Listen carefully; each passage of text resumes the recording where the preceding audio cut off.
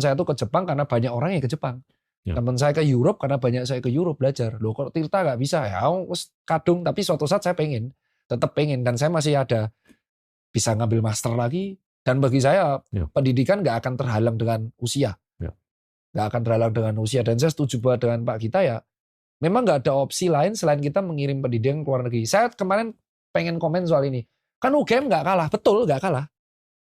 Tapi inovator di dunia ini muncul dari kalau ngukur, saya memuliakan sekolah di Indonesia. Tapi kalau kita lihat peringkat dunia, ya sekolah di Indonesia itu peringkatnya masih 200-an ke atas. Ya kan? Kalau kita mau nyari ilmu, ya kita nyari di peringkat 1. Iya kan? Bukan berarti kita nggak ke sekolah peringkat 200-an. Kita boleh ke sana, tapi harus ada juga yang nyari ke peringkat 1. Nah, itu yang harus dibudayakan. Jangan terlalu sempit berpikir bahwa di dalam negeri ini udah cukup.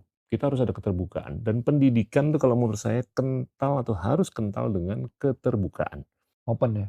Kalau nggak ada keterbukaan, kita nggak akan bisa menginovasi atau mengevolusi diri menjadi sesuatu atau seorang yang lebih baik.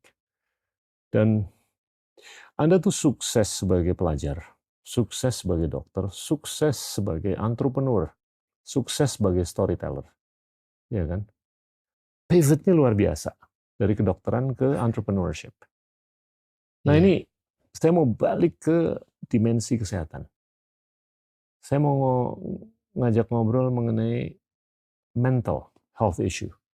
Ini kalau saya lihat Surgeon General's Report dari negara-negara maju, itu penyakit-penyakit yang sekarang paling dikhawatirkan, itu bukan jantung lagi, bukan gula lagi, bukan stroke lagi, tapi depresi.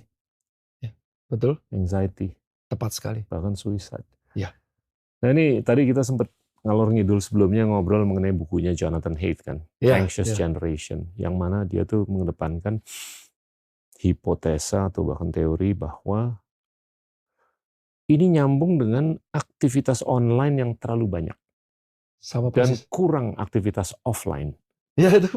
Gimana Tirta? Pandangan Anda? Pas Pak Gita bilang seperti dari Jonathan Haidt itu selaras Pak dengan paper-paper medis. Iya. Jadi teknologi itu berfungsi dua mata pedang.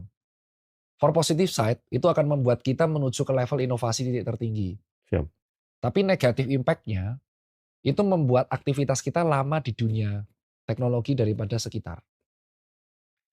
Nah itu terlihat jelas sebenarnya di generasi kita. Yang di bawah saya, yang paling muda. Kenapa Gen Z itu lebih vokal